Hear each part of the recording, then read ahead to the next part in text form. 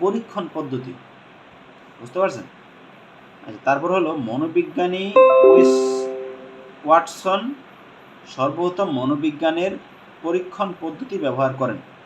প্রতিটি বিজ্ঞানী তার বিষয়বস্তু আলোচনা করার জন্য কিছুটা সুনির্দিষ্ট পদ্ধতি অবলম্বন করে থাকে। বিজ্ঞান হিসেবে মনোবিজ্ঞান ও এর ব্যতিক্রম নয়।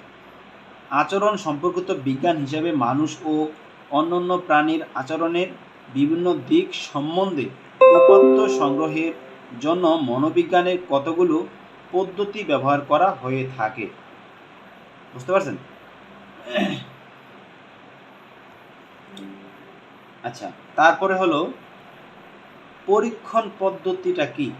ওকে, মনোবিজ্ঞানের বৈজ্ঞানিক মর্যাদা অর্জন করা সম্ভব হয়েছে এ বৈজ্ঞানিক পদ্ধতির সাহায্যে। বুঝতে পারছেন?